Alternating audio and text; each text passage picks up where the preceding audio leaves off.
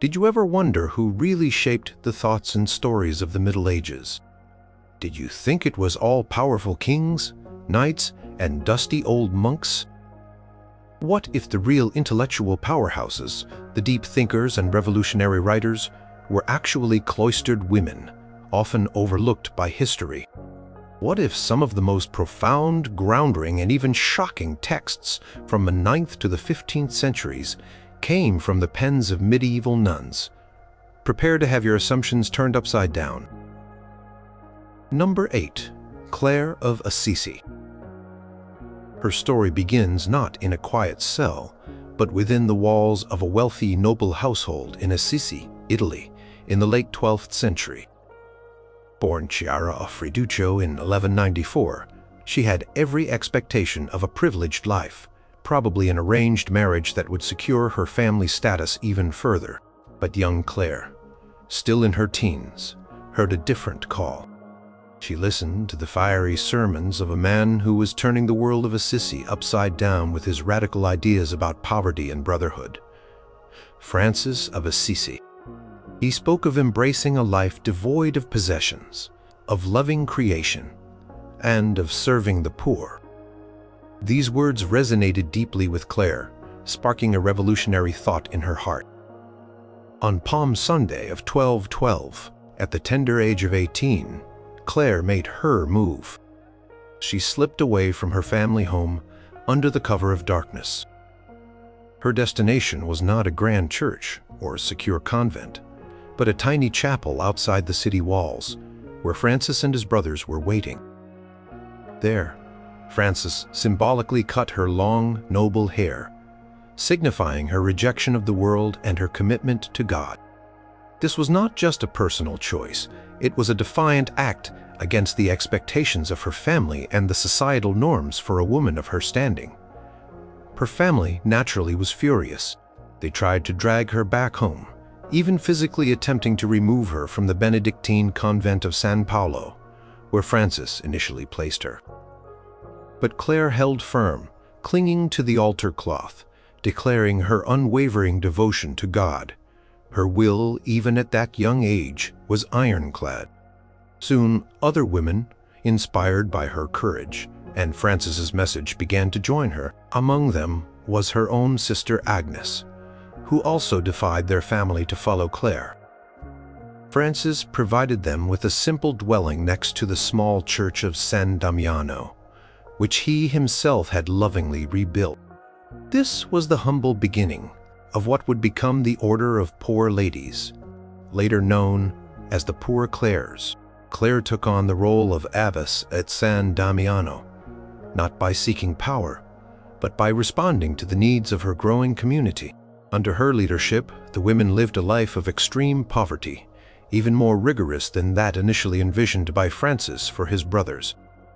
They owned no property, lived purely on alms, and dedicated themselves to prayer and manual labor. This commitment to radical poverty was not just a spiritual ideal. It was a practical and political stance. In a world where monastic institutions often held vast lands and wealth, Clare's community was a stark contrast, living on the margins, dependent entirely on divine providence. Clare's brilliance as a writer is primarily seen in her Rule of St. Clare. This was not just a set of instructions for her community. It was a ground-reigning document, truly revolutionary for its time. Monastic rules for women had historically been adapted from rules written by men for men, often imposing strict enclosures and limiting a woman's spiritual autonomy. Clare, however, wanted a rule specifically tailored for her sisters, one that enshrined their unique commitment to absolute poverty. For over 2 decades, she fought tirelessly for this privilege of poverty.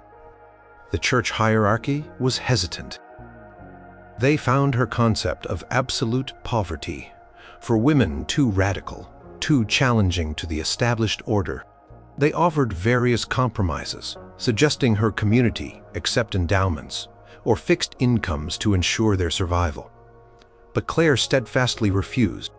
She believed that to own anything would compromise their spiritual freedom and their commitment to Christ. who himself had nowhere to lay his head. She engaged in a long, patient, yet fierce battle of wills, with successive popes and cardinals. Her perseverance was legendary. She knew exactly what she wanted for her sisters, and she would not back down. Her rule, also known as the form of life, was not just a testament to her administrative skills. It was a profound theological statement. It emphasized contemplation, sisterly love, and a deep identification with the suffering Christ. She penned it herself, drawing inspiration directly from Francis's own ideals and her deep prayer life, a truly astonishing feat for a woman in the 13th century. It was an expression of her spiritual vision, a blueprint for a different way of life for women in the Church. Finally, just 2 days before her death, in 1253, Pope Innocent IV officially approved her rule, granting her community the unique privilege of poverty. This was a monumental victory, not just for Clare and her poor Clares, but for the agency of women in religious life. Beyond her rule, Clare also wrote letters, particularly to Agnes of Prague, a Bohemian princess who, inspired by Clare, also renounced her royal life to found a community of poor Clares. These letters are not just administrative correspondence, they are intimate spiritual dialogues. Clare offered guidance, encouragement, and deeply personal insights into the spiritual journey. She spoke of Agnes as a co-worker of God and urged her to gaze into the mirror of Christ, reflecting his poverty, humility, and love. Her language is warm, maternal, and intensely spiritual, revealing her profound interior life and her ability to articulate complex theological concepts in an accessible way. She encouraged Agnes to embrace the joyous poverty and to find riches in spiritual union with Christ. Clare's writings reveal a woman of extraordinary intellect, unwavering determination, and profound spiritual depth. She was not just a follower of Francis. She was a co-founder of a revolutionary spiritual movement, a leader who shaped the lives of countless women for centuries to come. Her commitment to poverty, her struggle for her rule, and her spiritual guidance through her letters demonstrate a brilliant mind, a tenacious spirit, and a heart overflowing with divine love. She built a new path for women in the Church, one rooted in radical commitment and fierce independence, and her writings stand as a testament to that enduring legacy. Number 7. Heloise. Her name echoes across centuries, often inseparable from that of Peter Abelard, the brilliant and controversial philosopher. But Heloise, born around 1090 in France, was a luminous intellect in her own right, a woman of extraordinary learning and fierce independence. Her story is a tale of forbidden love, profound sorrow, and enduring intellectual power primarily expressed through her remarkable letters. The Paris of her youth in the early 12th century was a burgeoning center of intellectual life, with schools attracting scholars from across Europe. Heloise, uncommonly for a girl of her time, received an exceptional education. Her uncle Fulbert, a canon of Notre Dame, recognized her immense talent and ensured she had access to the best tutors and classical texts. Reports from her contemporaries speak of her fluent command of Latin, Greek, and Hebrew, a rare achievement for anyone, let alone a woman. She was not just a passive learner. She was a participant in the intellectual ferment of her age, engaging with complex philosophical and theological ideas. Her path crossed with Peter Abelard when she was around 17 years old, and he, a renowned master in his late 30s, was teaching at Notre Dame. Abelard, captivated by her intellect and beauty, convinced Fulbert to allow him to tutor Heloise privately within his own household. What began as a student-teacher relationship quickly blossomed into a passionate and secret love affair. This was a scandalous development, not just for the personal betrayal it represented to Fulbert, but for the social norms of the time. Abelard was a cleric, though not yet ordained a priest, and celibacy was expected. Heloise herself was a young woman of noble though not aristocratic birth, whose future was likely destined for an advantageous marriage or a convent. The affair resulted in the birth of a son, whom they named Astrolabe. To protect Abelard's career, Heloise initially denied the child's paternity. In a desperate attempt to rectify the situation and salvage some dignity, Abelard proposed a secret marriage to Heloise. She astonishingly resisted. Her arguments, as later recounted by Abelard and inferred from her own letters, were profoundly intellectual and radical. She argued against marriage for Abelard, fearing it would ruin his philosophical career and his standing in the church. She claimed that the constraints of marriage would compromise his pursuit of wisdom.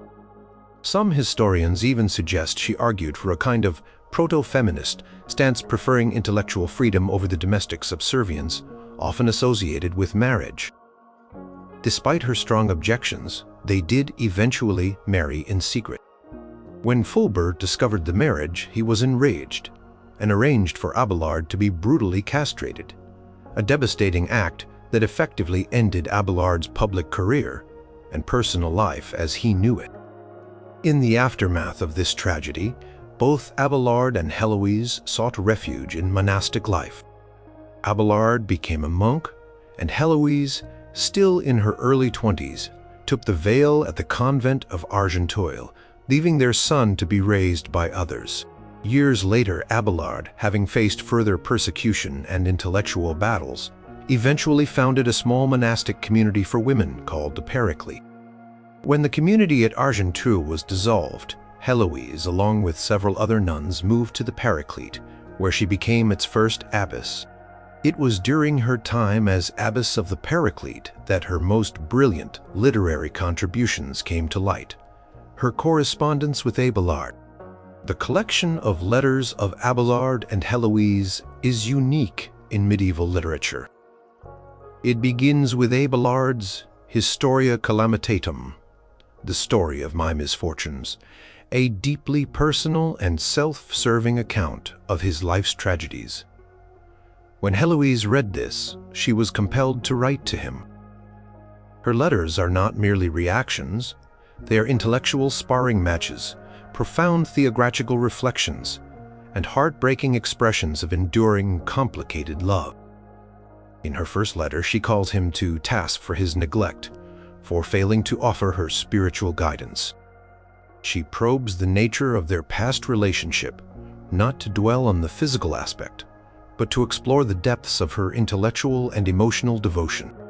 She famously declared her love for him to be pure, stating that she chose him not for any worldly gain or advantage of marriage, but for him alone.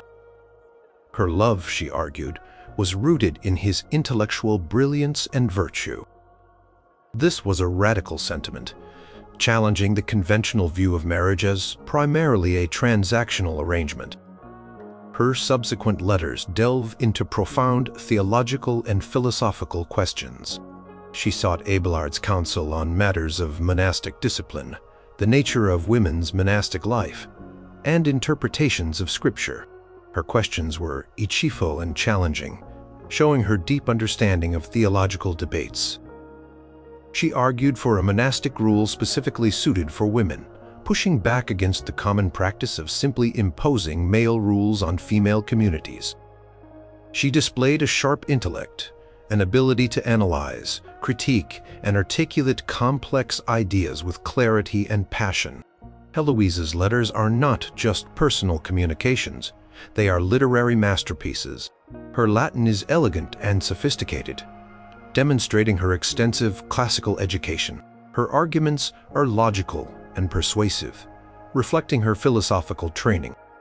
She uses rhetoric and classical allusions with ease, displaying a mastery of language that few of her contemporaries, male or female, could match. As abbess of the Paraclete, Heloise proved herself to be a capable and respected leader. She ensured the spiritual and material well-being of her community. She continued to write, correspond with other learned individuals, and oversee the copying of manuscripts. Her intellectual life did not end with her entry into the convent. It flourished within it, channeled into spiritual leadership and scholarly pursuits.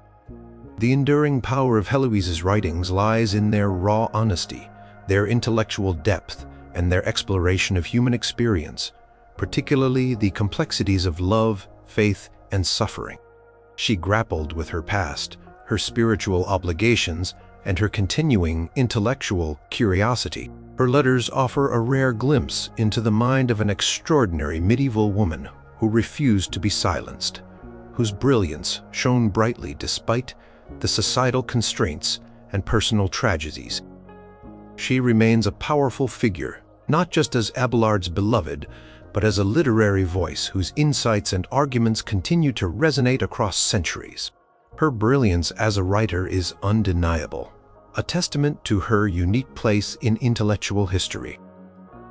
Number 6. Elizabeth of Schonau. Born around 1129 in Germany, Elizabeth entered the Benedictine monastery of Schonau at a young age, possibly as early as 12. This was a common path for daughters of noble families, offering a life of spiritual devotion and intellectual pursuit.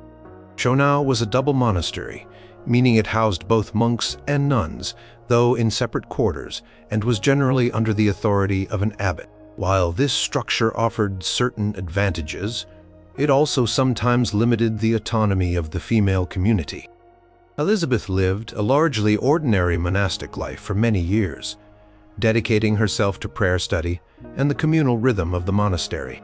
However, around 1152, when she was in her early 20s, her life took an extraordinary turn. She began to experience vivid, powerful visions. These were not fleeting glimpses, but prolonged, innoratus experiences, often accompanied by physical symptoms like weakness and intense emotional distress. At first, she tried to keep them secret, fearing they were delusions or even demonic in origin. But the visions persisted, becoming more frequent and insistent. Her spiritual director, and crucially her own brother, Egbert of Schonau, recognized the potential significance of her experiences. Egbert, also a monk at Schonau, became her devoted secretary and editor, carefully recording her visions as she dictated them. This collaborative effort was vital.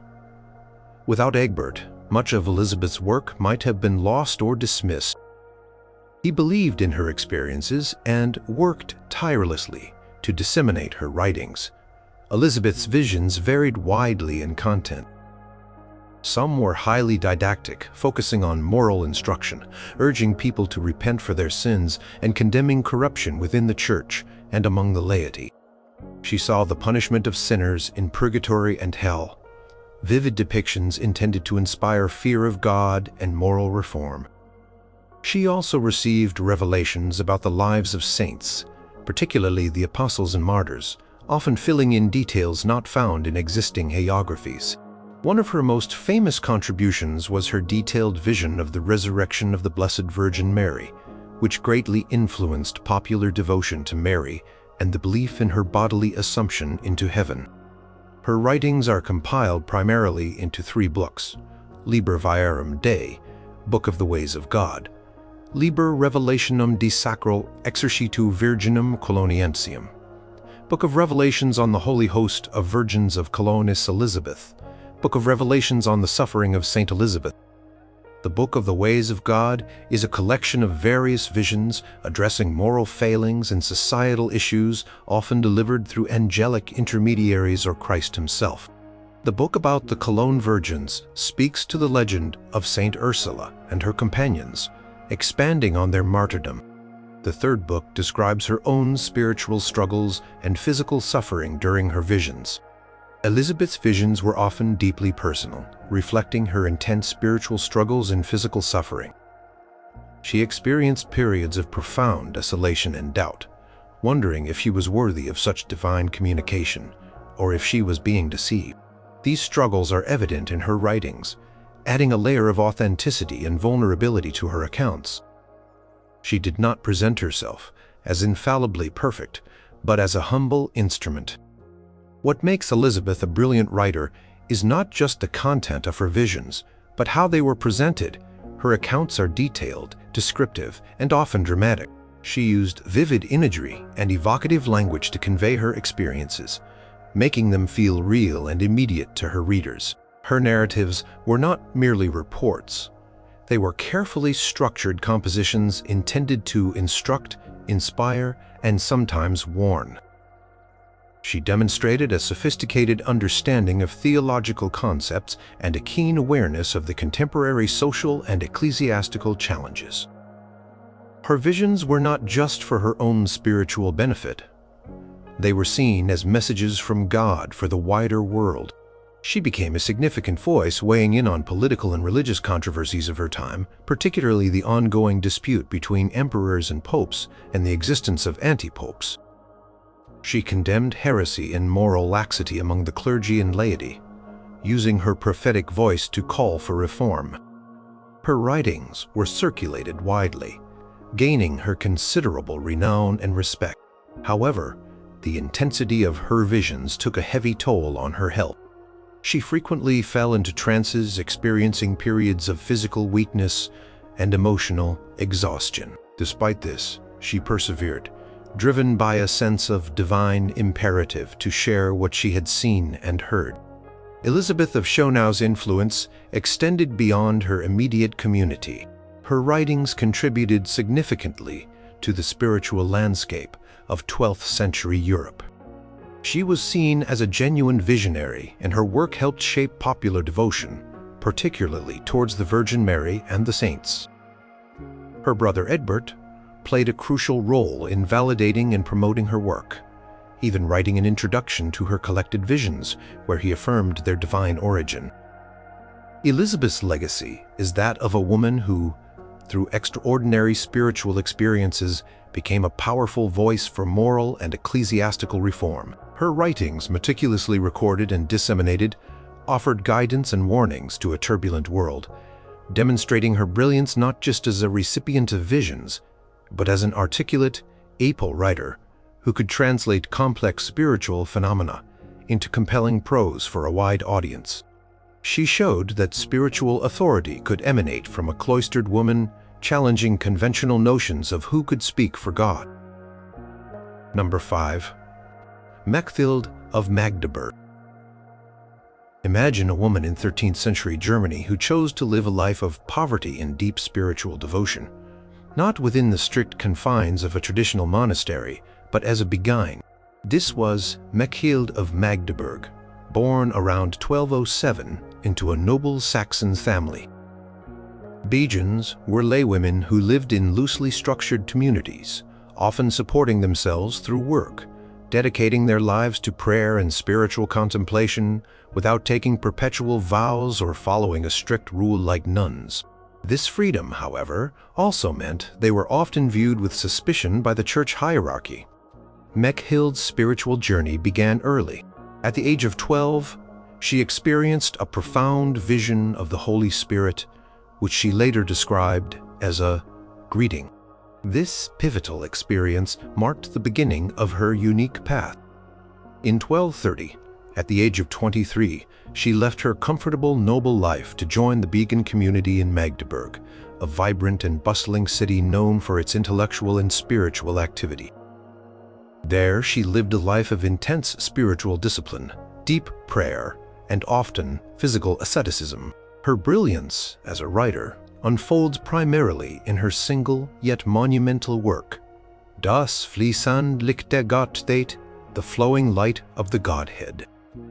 This book is a mystical masterpiece, written in Middle Low German, the vernacular language of her region, which was itself a bold choice. Most serious theological works were written in Latin, so choosing her native tongue meant she intended her message to reach a wider audience, including other beguines and lay spiritual seekers.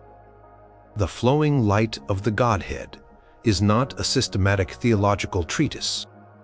Instead, it is a passionate, poetic, and highly personal account of her mystical experiences, her soul's journey towards union with God.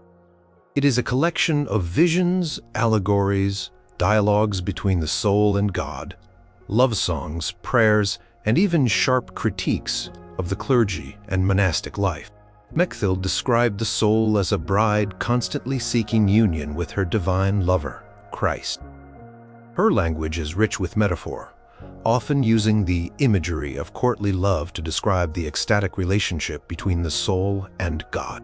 She spoke of God's overwhelming love as a flowing light that permeates all creation and draws the soul into profound intimacy. One of the striking features of Mechthild's writing is its raw emotional intensity and its audacious imagery. She fearlessly explored the depths of divine love and longing, using language that many contemporaries would have found shockingly sensual. She described the soul's desire for God in terms of a fervent, yearning lover, and God's response as a complete embrace. For instance, she wrote lines such as, "Lord, you are my beloved, my rest, my joy, my desire, my heart, my soul, my spirit, my life, my only good." Such direct, passionate address to the divine was both beautiful and controversial. Beyond her ecstatic visions, Mechthild also used her writings as a platform for social and ecclesiastical criticism. She did not shy away from condemning the corruption she observed among the clergy, lamenting their pursuit of wealth and power over spiritual devotion. She criticized monks and nuns who lived lives of ease, urging them to return to the simplicity and poverty of the gospel.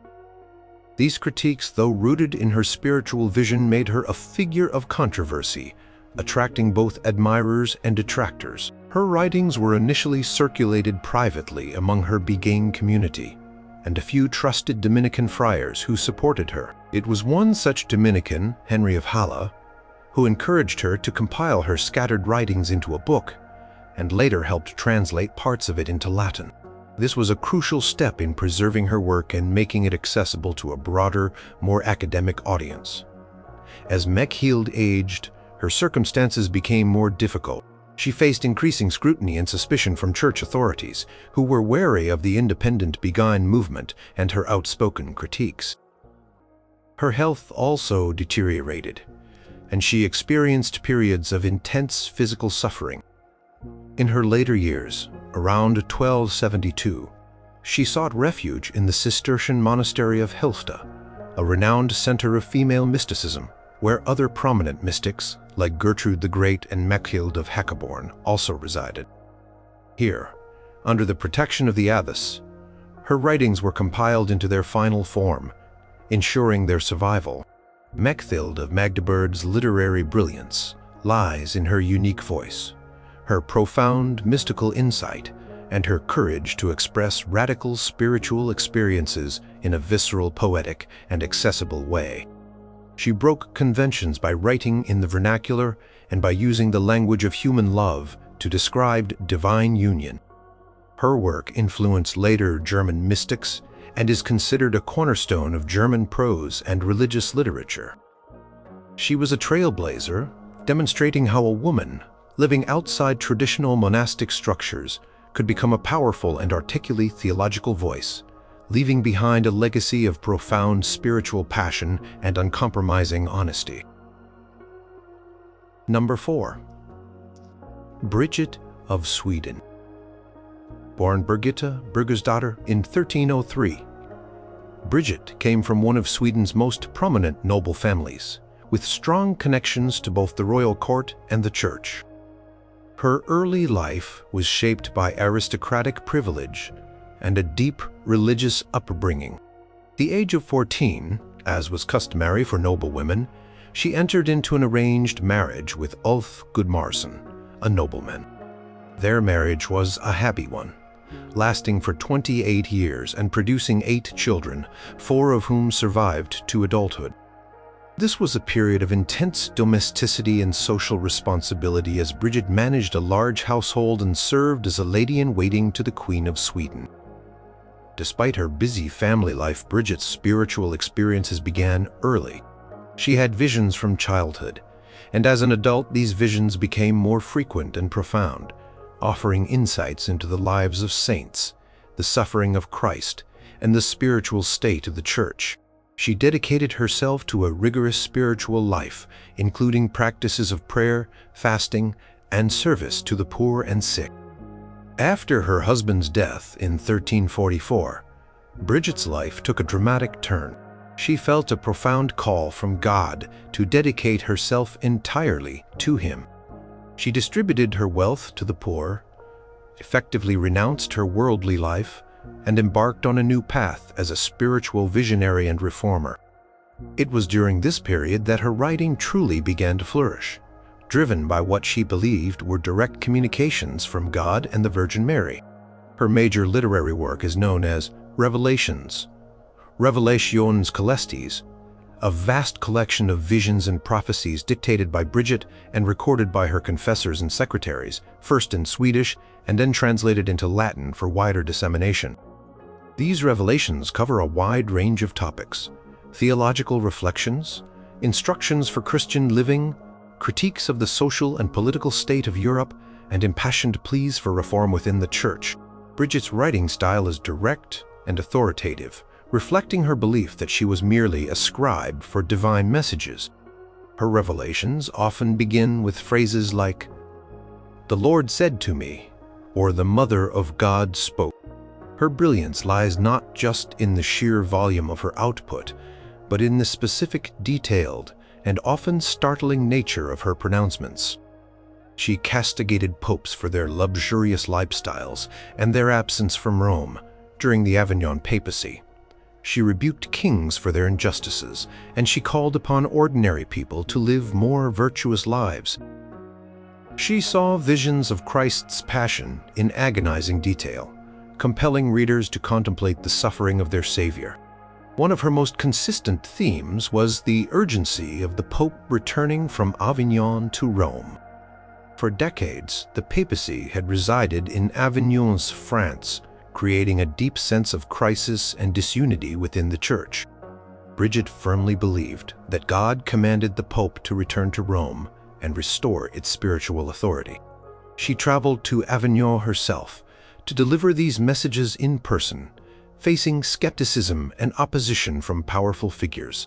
Her persistent advocacy, driven by her spiritual conviction, was a significant factor in the eventual return of Pope Urban V to Rome in 1367, though he later returned to Avignon. She continued to press the issue with his successor, Gregory XI, who finally brought the papacy back to Rome permanently in 1377, shortly after Bridget's death. Beyond her critiques, Bridget also laid out a detailed plan for a new religious order, which she believed was divinely ordained.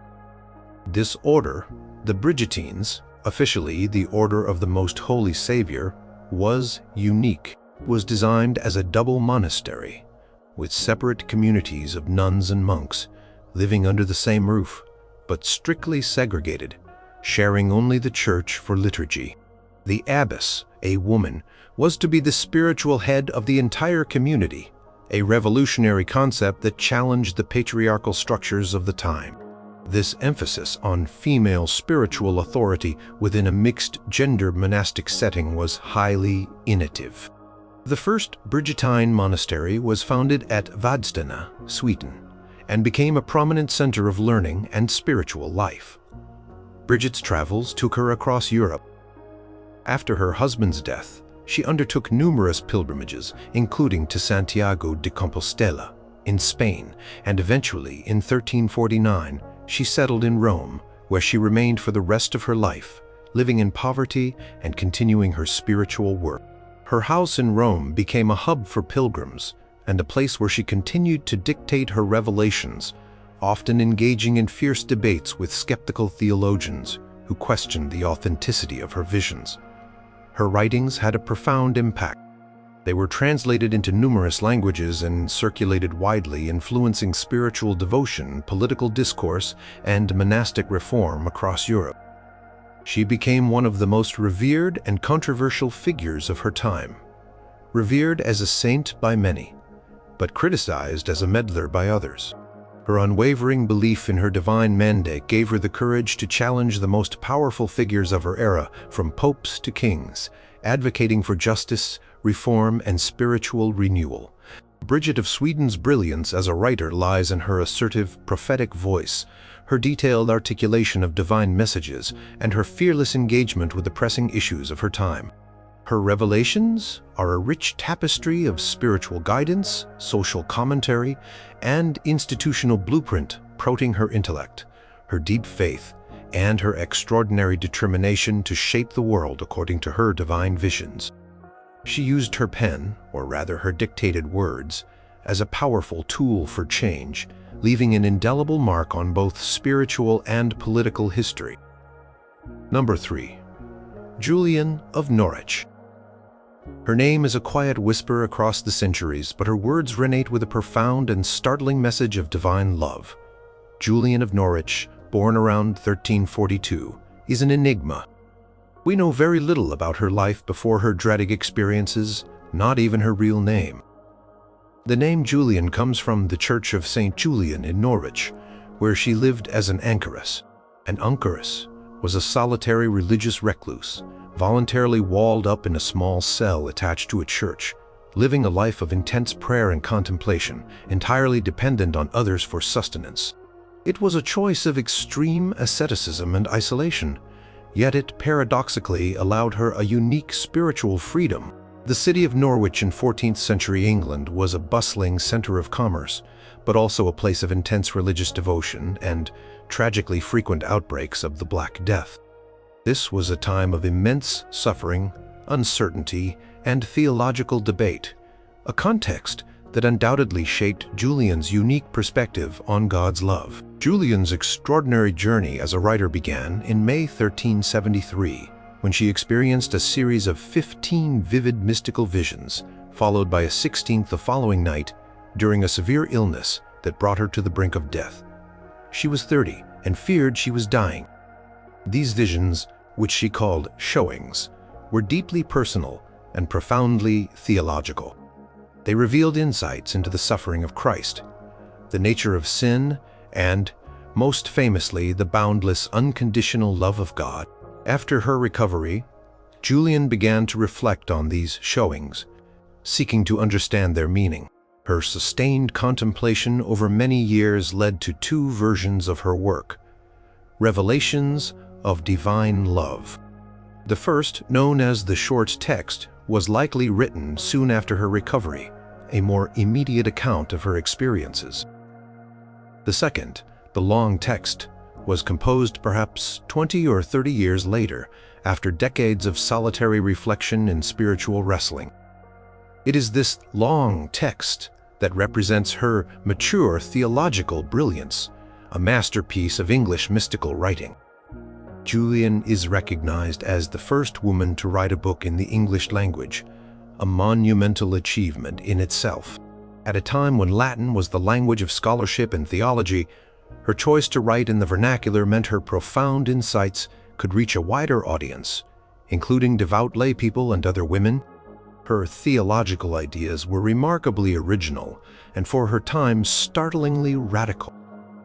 She grappled with the problem of evil and suffering in a world ravaged by plague and social unrest, yet she emerged with an unwavering message of hope and divine goodness. Her most famous phrase, repeated throughout her work, is, "All shall be well, and all shall be well, and all manner of thing shall be well." This was not a naive denial of suffering, but a deep conviction rooted in her vision of God's ultimate triumph over sin and evil. Julian developed a profound understanding of God's motherly love. She described Christ as our mother, who nurtures, cherishes, and never abandons us. This maternal imagery for God was highly unusual and deeply comforting, offering a tender and intimate portrayal of the divine that contrasted with more traditional patriarchal depictions. She saw God not as a stern judge, but as a loving, compassionate parent who understood and forgave human weakness. Another striking insight was her concept of sin. She saw sin as behovenly, or necessary, in the sense that it allowed for the greater demonstration of God's mercy and love. While not condoning sin, she believed it could not ultimately separate humanity from God. She saw humanity's relationship with God as unbreakable a substance held safely within the divine being. Her vision of a tiny hazelnut in the palm of her hand, symbolizing all of creation, sustained and loved by God, is one of the most beautiful and enduring images in mystical literature.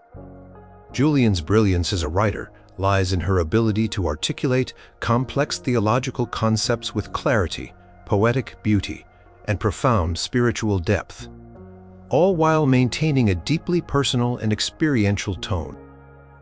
Her prose is deceptively simple, yet packed with layers of meaning. She drew from her lived experience, her intense prayer, and her quiet observation of the world from her anchorite cell. Her writing style is intimate and conversational, as if she is sharing her most precious insights with a trusted friend.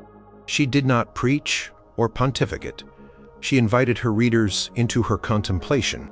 Her solitude as an anchoress was not an escape from the world, but a vantage point from which she could observe and reflect on the human condition and the divine presence within it. Her cell became a spiritual hub where people, including other mystics like Marjorie Kempe, would visit her for spiritual counsel, seeking her wisdom and solace.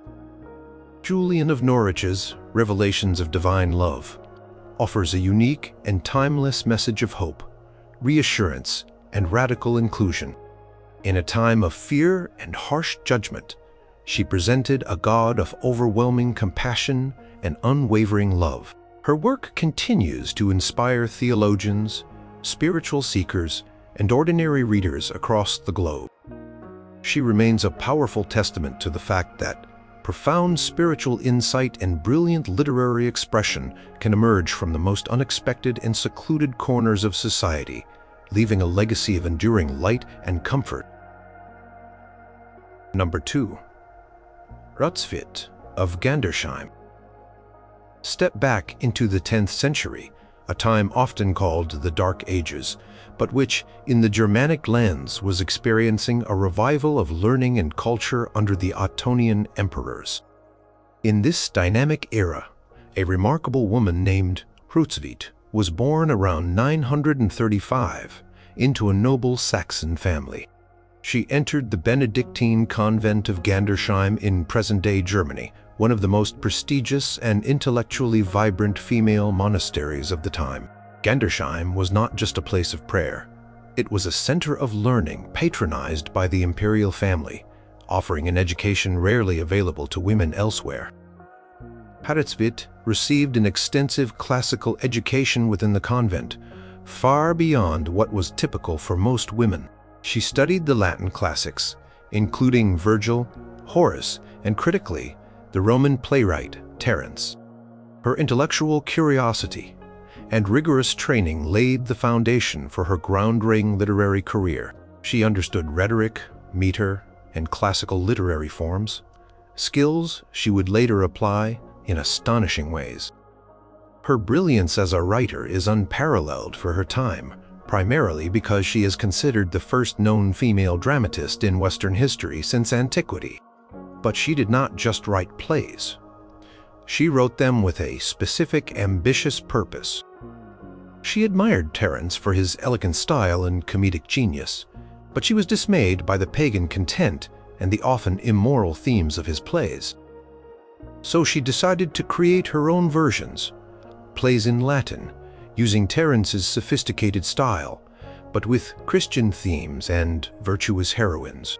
She aimed to offer a Christian alternative to classical theater, hoping to provide edifying and entertaining works for her fellow nuns and scholars. Hruntsvit wrote 6 plays, or dramas as she called them. Each one tells a story of faith, chastity, and martyrdom, often with a surprising blend of piety and dramatic flair. For example, in Dulcidius, she tells the story of 3 Christian virgins who resist the Roman prefect, Dulcidius, who tries to humiliate them. They are divinely protected and remain pure, while Dulcidius is comically defiled by soot and grime, mistaken for the devil by his own guards. In Paphnutius, she features a desert hermit who converts a renowned courtesan named Thais. Hatterswitz's plays often depicted the triumph of Christian virtue over pagan depravity and the power of faith to transform even the most hardened hearts.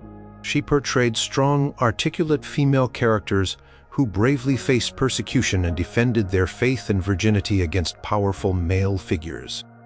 Her comedies, despite their Christian themes, contain elements of humor, suspense, and well-developed characters. She masterfully used dialogue to advance the plot and reveal character, demonstrating a keen understanding of dramatic structure. She even included stage directions and character introductions, making her works truly performable. But Hatterswitz's literary output was not limited to plays. She also wrote epic poetry and historical narratives. Her poem, Gesta Ottanis, Deeds of Otto, is a historical epic celebrating the achievements of Emperor Otto I, a key figure in the Ottonian dynasty. This work showcased her deep knowledge of contemporary history and her ability to compose in complex poetic forms. She also wrote Primordia Coenobi Gandersheimensis, the founding of the monastery of Gandersheim, a history of her own convent detailing its origins and development. These historical works reflect her interest in chronicling the significant events of her time and preserving the legacy of her community and its imperial patrons. Hatterswitz's literary brilliance lies in several aspects. First, her audacious originality to write plays in a classical style with Christian content was an unprecedented undertaking. Second, her mastery of Latin. Her prose and poetry are elegant, sophisticated, and demonstrate a profound understanding of classical rhetoric and meter. Third, her unique perspective as a woman. She consciously chose to celebrate female saints and martyrs, depicting women as strong, intelligent, and morally courageous figures who actively shaped their own destinies. In her prefaces, she humbly presented herself as a strong voice and a poor handmaiden, but her works speak volumes about her confidence and intellectual ambition. Her works were largely forgotten for centuries, rediscovered only in the 15th century by the humanist Conrad Celtis. This rediscovery brought her into the spotlight, establishing her as a significant figure in early medieval literature and a testament to the intellectual vitality of female monastic communities. Her legacy continues to resonate, demonstrating that even in the early Middle Ages, within the walls of a convent, a woman could emerge as a pioneering literary voice, challenging conventions and leaving behind a body of work that continues to captivate and inspire. Fritz Witt of Gandersheim proved that brilliance could indeed blossom in unexpected places, and that a nun's pen could shape the very beginnings of Western drama. Number 1. Hildegard of Bingen. Her name rings through history like a vibrant chant, a testament to a life lived with extraordinary purpose and unparalleled achievement. Hildegard of Bingen, born in 1098 in present-day Germany, was not just a nun. She was a visionary, a mystic, a composer, a philosopher, a physician, a political advisor, and a prolific writer whose influence continues to shape our understanding of medieval thought and spirituality. Her brilliance is a multifaceted gem, sparkling with creativity and profound insight. Hildegard's path into the church began early. At the age of 8, she was offered, or tithed, by her noble parents to the Benedictine monastery at Disibodenberg, a common practice for aristocratic families. She was placed under the care of a devout anchoress named Jutta of Spanheim, who became her spiritual mentor and teacher. Hildegard learned to read and write Latin, to chant the divine office, and to delve into scripture. She absorbed knowledge from a young age, preparing for the extraordinary intellectual journey that lay ahead. When Jutta died in 1136, Hildegard, at 38, was unanimously elected as the new abbess. From early childhood, Hildegard experienced intense spiritual visions. At first, she kept them secret, fearing ridicule or questioning her own sanity. But around 1141, at the age of 42, she received a powerful divine command to write down what you see and hear. This marked the beginning of her public literary career, which she undertook with both reluctance and profound conviction. She described her visions not as dreams or trances, but as clear, conscious experiences, like seen through a lens where she perceived divine light and understood its meaning. Her major theological work, Scivias, Know the Ways of the Lord, was the first to be completed. It took her 10 years from 1141 to 1151 to dictate her visions and their interpretations to her monastic secretaries, particularly the monk Volmar, and later her trusted nun, Richardus von Stade. Scivias is a grand tapestry of 26 visions exploring the nature of God, creation, humanity's fall and redemption, the Church, and the end times. She used rich allegorical language and vivid, often cosmic imagery to describe her spiritual perceptions. She often depicted abstract concepts like divine love or justice as living, breathing figures. The original manuscript of Scivias was famously illuminated with stunning miniatures, believed to have been designed under Hildegard's own direction, which visually represent the complexity of her visions. Beyond Scivias, Hildegard wrote 2 other major theological works: Liber Vitae Meritorum, Book of the Rewards of Life, which delves into vices, and Virtues Defied and Folk of the Riemann Soul, and Liber Divinorum Arborum, Book of Divine Works, her most ambitious cosmological and the Human Decretis, which explored the interconnectedness of the human being with the cosmos and the divine. In these works, she displayed a systematic and profound theological mind, weaving together scriptural interpretation, moral philosophy, and her unique visionary experiences. But Hildegard's genius extended far beyond theology. She was also a brilliant composer, creating an extensive body of liturgical music collected in Sinfonia Harmoniae Celestium Revelationum, Symphony of the Harmony of Celestial Revelations. Her compositions are unlike anything else from her time. They feature soaring, wide-ranging melodies, a unique use of modes, and highly expressive poetic texts, all intended to evoke the celestial harmony she perceived in her visions. Her music was meant to uplift the soul and guide it towards the divine. She used music as a form of prayer and spiritual instruction, touting her innovation not just in words, but in sound. Furthermore, Hildegard was a pioneering figure in natural history and medicine. Her 2 works, Physica, Natural History, and Causae et Curae, Causes and Cures, detail her understanding of the natural world, plants, animals, minerals, and their medicinal properties. She described various diseases and their treatments, often incorporating herbal remedies and holistic approaches. These texts, though not always aligning with modern science, represent a vast compendium of practical knowledge and demonstrate her keen observation of the natural world, linking it to human health and divine creation. She saw the human body and the natural world as reflections of God's order, and her medical writings reflect a holistic philosophy. Hildegard's influence spread rapidly. Popes, emperors, kings, and abbots sought her counsel. She corresponded with powerful figures across Europe, offering spiritual guidance and often stern admonitions for their moral and political failings. She undertook preaching tours, venturing outside her cloister to deliver fiery sermons calling for church reform and warning against corruption, a truly astonishing feat for a woman in the 12th century. Her visions were validated by a papal commission which gave her the authority to speak and write publicly, a rare privilege for a woman of her era.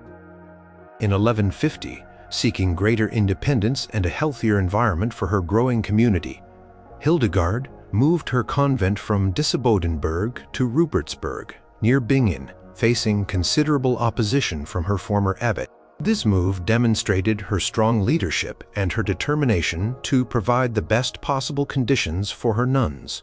Hildegard of Bingen's brilliance as a writer is monumental. Her prose is vivid and allegorical. Her music is hauntingly beautiful, and her scientific observations are remarkably comprehensive.